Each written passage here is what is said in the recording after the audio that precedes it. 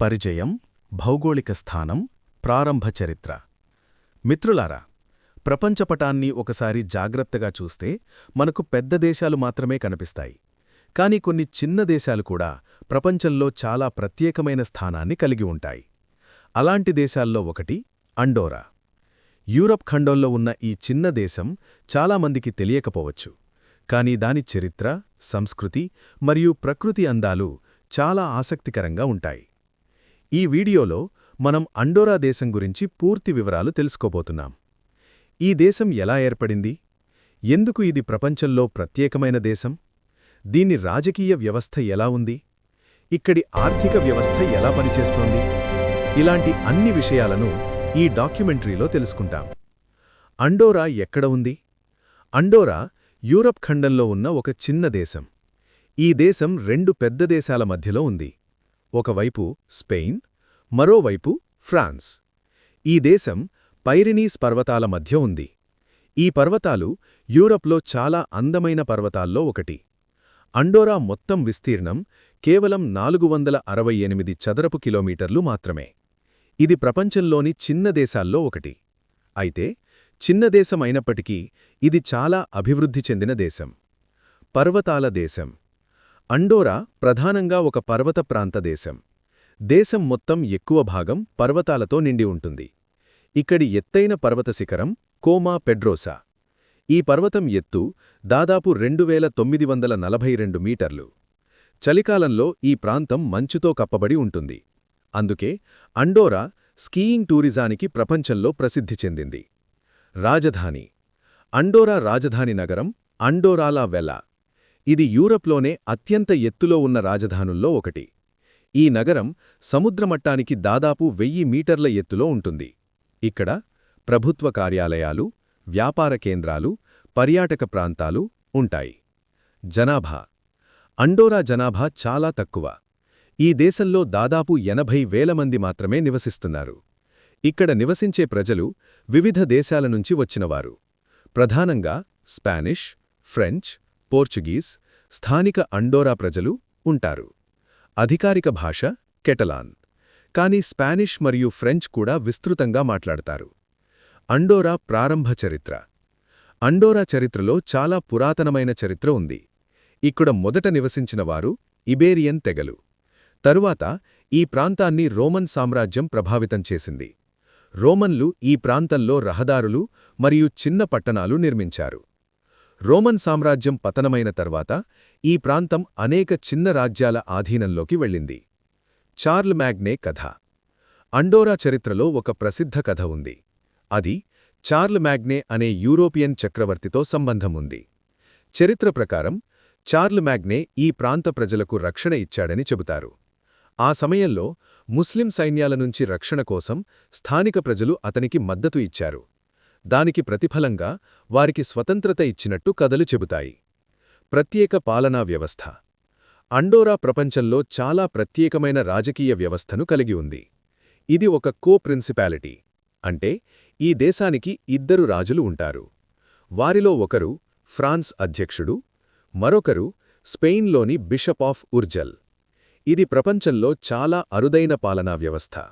మిత్రులారా, అండోరా చిన్న దేశమైనప్పటికీ చాలా ఆసక్తికరమైన చరిత్రను కలిగి ఉంది. పర్వతాల మధ్యలో ఉన్న ఈ దేశం యూరప్లో ఒక ప్రత్యేక స్థానాన్ని సంపాదించింది. ఇప్పుడు మనం మధ్యయుగ చరిత్ర మరియు ప్రత్యేక పాలనా వ్యవస్థ.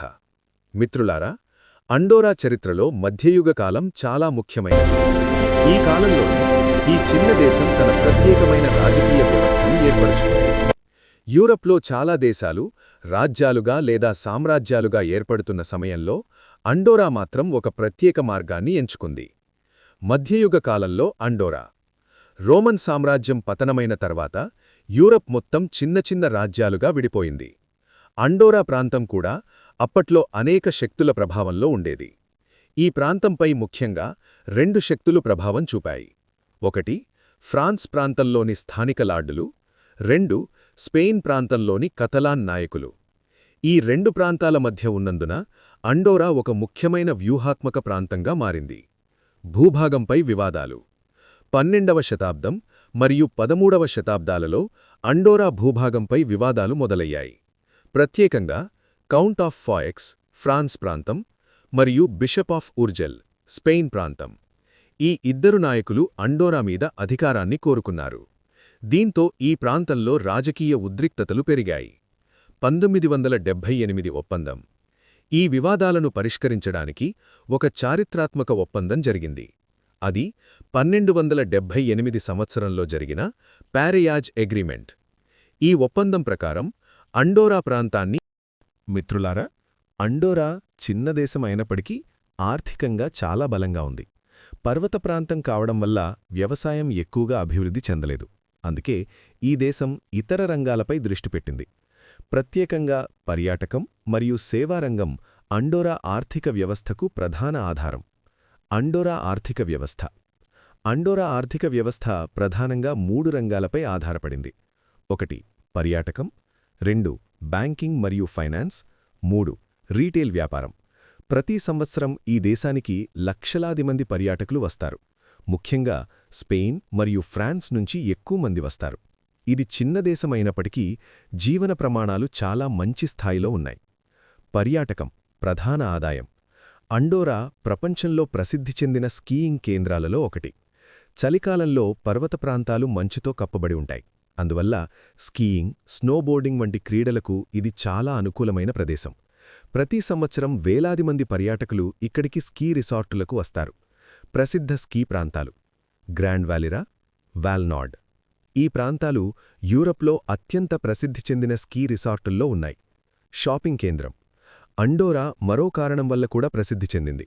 ఇక్కడ పన్నులు తక్కువగా ఉండటం వల్ల అనేక వస్తువులు ఇతర యూరప్ దేశాల కంటే చౌకగా ఉంటాయి. దీంతో ఈ దేశం ఒక పెద్ద షాపింగ్ కేంద్రంగా మారింది.